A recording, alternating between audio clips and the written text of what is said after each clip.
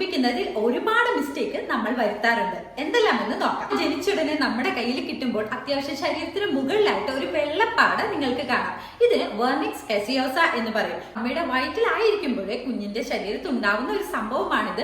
ഇത് കുഞ്ഞ് ജനിച്ച് 24 മണിക്കൂറിനുള്ളിലൊക്കെ അത് പൊയ്ക്കോളും. പക്ഷെ ജനിച്ച ഉടനെ തന്നെ കുഞ്ഞുമാവെ കുളിപ്പിക്കുക, ഇത് തേച്ചൊരച്ച് മാറ്റിക്കളയുക, ഇതൊന്നും ആവശ്യമുള്ള കാര്യമല്ല. പൊക്കിൾ കൊടി അറ്റതിന് ശേഷം വെള്ളം ഒഴിച്ച് കുളിപ്പിക്കുന്നതായിരിക്കും ഏറ്റവും നല്ലത്. അതിനു മുന്നേ നിങ്ങൾക്ക് ചെറിയ കോട്ടൺ റോൾസ് വെച്ച് കുഞ്ഞിനെ തുടച്ചെടുക്കാം, അല്ലെങ്കിൽ കോട്ടൺ തുണിയൊക്കെ വെച്ച് കുഞ്ഞിനെ തുടച്ചെടുത്താൽ മതിയാകും. മറ്റൊരു ഇമ്പോർട്ടന്റ് മിസ്റ്റേക്ക് നമ്മൾ ചെയ്യുന്നത് കുഞ്ഞുമാവെ എണ്ണ തേപ്പിക്കുമ്പോഴാണ്. കുഞ്ഞുമാവെ എണ്ണ ശരീരത്തൊക്കെ തേപ്പിക്കുന്നത് കുഞ്ഞിന്റെ നിറം വർദ്ധിപ്പിക്കും എന്നുള്ളത് തെറ്റായിട്ടുള്ള ഒരു ധാരണയാണ്. ജനറ്റിക്കലി ഡിറ്റർമിൻഡ് ആണ് ഇതൊക്കെ. കുഞ്ഞിന്റെ നിറമായാലും സ്കിന്നിന്റെ സോഫ്റ്റ്നെസ് ആയാലും ഒക്കെ തന്നെ.